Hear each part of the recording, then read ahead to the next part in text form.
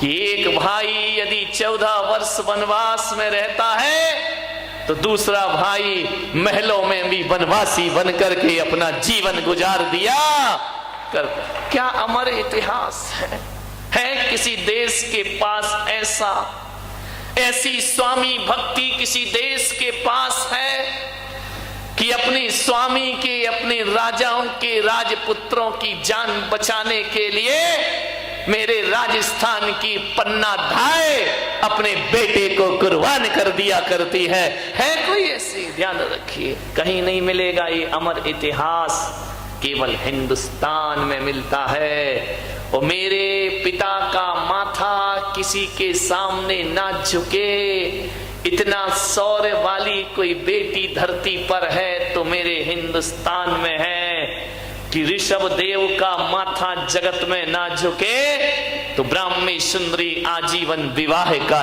त्याग कर दिया करती है कि हम विवाह नहीं करेंगे लेकिन अपने पिता का माथा नहीं झुकने देंगे। है कहीं ऐसी विरासत, ऐसी संपदा किसी देश के पास कि राणा की बेटी घास की रोटी खाना स्वीकार करती है लेकिन किसी के सामने झुकना स्वीकार नहीं, हाथ नहीं फैलाया कभी? बहुत इतिहास है।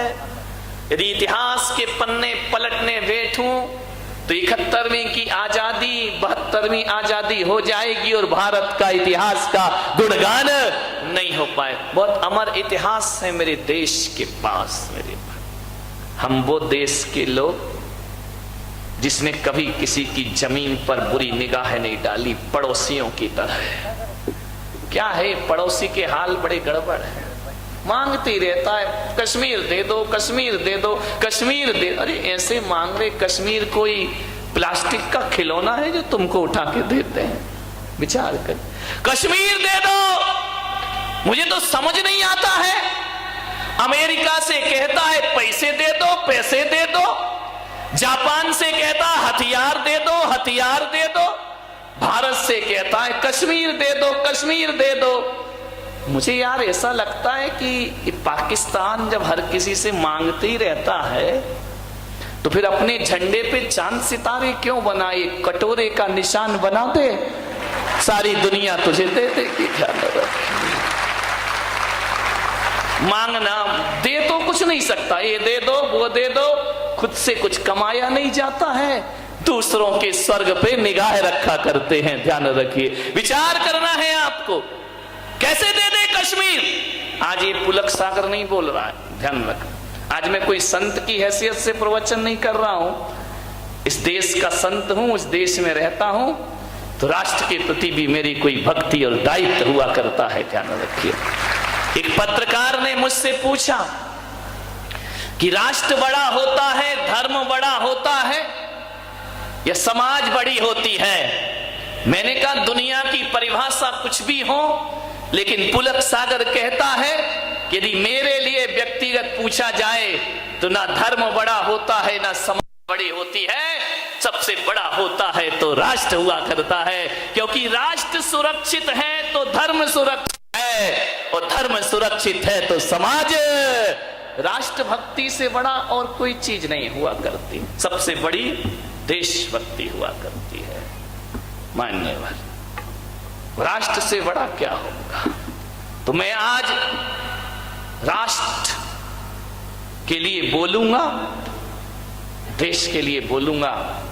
आज मैं धार्मिक नहीं, मेरे हृदय में देशभक्ति का जज्बा जागृत है। ध्यान रखिए। कश्मीर दे दो, कश्मीर दे दो।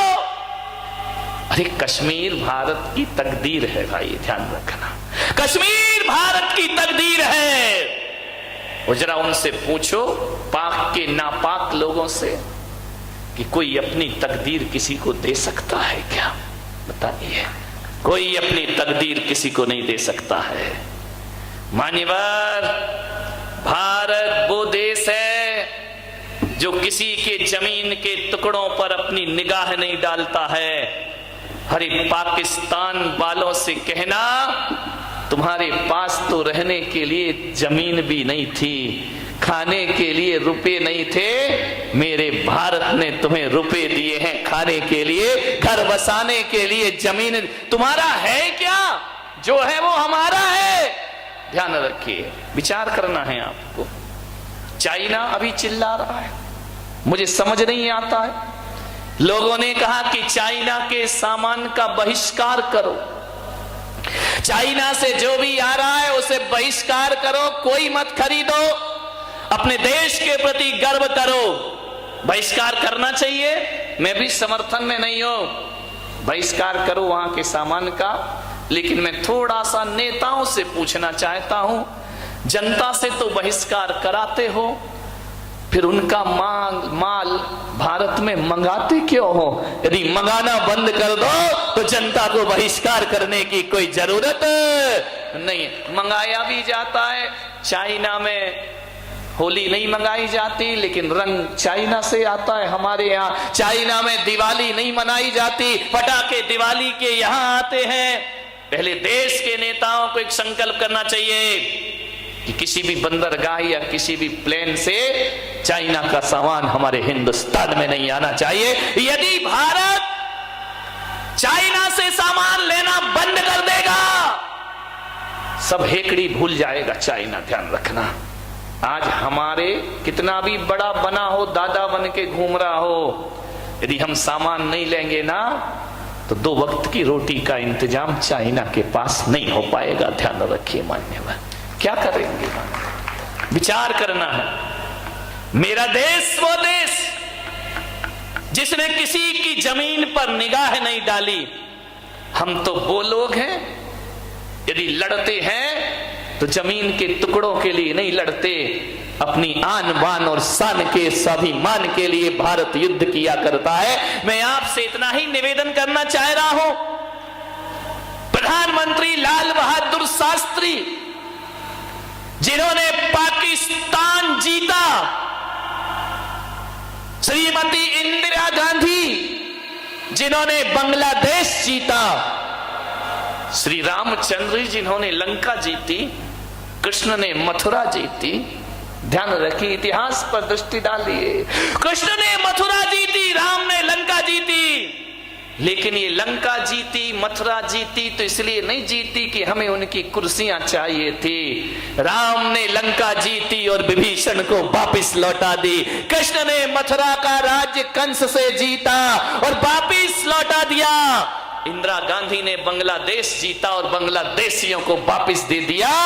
और लाल बहादुर शास्त्री ने पाकिस्तान जीता और भीख में उनका पाकिस्तान उन्हें वापस यहाँ पे आ जाए। लगे तो गले का हार है यही औरत, और जिद पर आए तो तलवार है यही औरत। ध्यान रखें, विचार करना है आपको। चाइना से कह देना हमारे पास सब कुछ है, हमारे पास युद्ध भी है और हमारे पास बुद्ध भी है। ध्यान रखना, तुम्हारे पास अकेला युद्ध होगा, बुद्ध तो हमारे हैं तुम्हारे पास। हमारे पास युद्ध भी है, हमारे पास युद्ध भी है, और हमारे देश के पास सेना पे खड़ा वीर भी है, तो मंदिर में बैठा कोई महावीर भी है। ध्यान रखिए, सेना पे सीमा पे खड़ा कोई वीर है, मंदिर में बैठा कोई महावीर है। हमारे पास महावीर भी है तो हमारे पास महाविनाश भी है। अब चुनना चाइना को है कि महावीर के पास आना है, ये हमारे वीर सैनिकों से जाके निपटना है। युद्ध भी देंगे और बुद्ध भी देंगे। अरे बुद्ध दोगे, बुद्ध लोगे तो चाइना वालों बुद्धिमान हो जाओगे, और युद्ध लोगे तो बुद्धू बन करके रह जाओगे। भारत की ताकत अब बड़ी विशाल ताकत है, सब कुछ है भारत के पास, किसी चीज की कमी नहीं है। मान्यवर, आपसे निवेदन है, अब बस पसीना बह गया। मुसलमान कभी असुरक्षित नहीं है। हमारे देश में प्रजातंत्र है, और ऐसा प्रजातंत्र दुनिया के किसी भी देश को प्राप्त नहीं हो सकता है। यहां सबका साथ, सबका विकास, अच्छे दिन बोलो नहीं आए क्या? जीएसटी को छोड़ो, ज्यादा उस लफड़े में मतलब।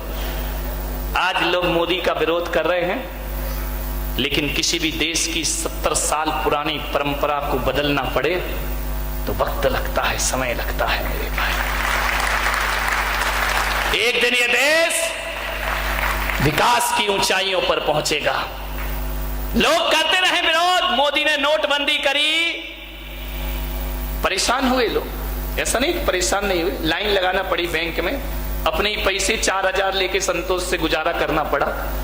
लेकिन यदि ये व्यवस्थाएं गलत होती तो नोटबंदी के समय गृह युद्ध छिड़ जाता पूरे देश में। लेकिन परेशान होने के बाद भी लोगों ने विश्वास किया कि नहीं, इसमें भारत का हित है, अपने देश का हित हुआ करता है। ज्यादा रखिए, अभी ममता बनर्जी ने कह दिया भाजपा भारत छोड़ो, पगला गई है। भाजपा भारत छोड़ो, भारतीय जनता पार्टी भारत छोड़े। मैंने जब अखबार में पढ़ा मुझे ऐसा लगा, तुम्हें कैसा लगा? मुझे ऐसा लगा कि कोई सिरफिरे लोग भारत से कह रहे हैं भारत छोड़ो। ध्यान रखिए, मुझे ऐसा लगा कोई सिरफिरे कह रहे हैं भारत से कि भारत छोड़ो।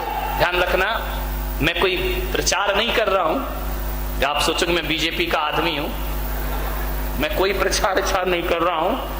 लेकिन जितने भी दल और जितनी भी पार्टियां इस देश में हैं, केवल भाजपा है जिसके आगे भारतीय शब्द लगता है, बाकी कहीं भी भारतीय शब्द दिखाई नहीं।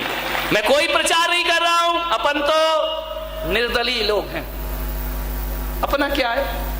हमारे भगवान महावीर स्वामी जब बैठते हैं, गणेश जब बैठते हैं, सरस्वती जब बैठती है, कमल के फूल पे ही तो बैठते हैं ना। समूसरण में कमल का फूल होता, उस पे भगवान बैठा करते हैं। जब हम बैठते हैं तो बीजेपी के हो जाते हैं, और जब कोई प्रणाम करता है तो कांग्रेसी हो जाते हैं। ध्यान, आशीर्वाद कांग्रेस का पंजा। जब कोई नमस्कार करे तो कांग्रेसी हो जाते हैं। जब जुलूस में हाथी आगे चले तो मायावती आ जाती है, लाइट चली जाए तो लालटेन जल जाती है, और पेट्रोल के भाव बढ़ जाए तो मुलायम की साइकिल आ जाती है। अपन तो सर्वदलीय बैठक वाले हैं।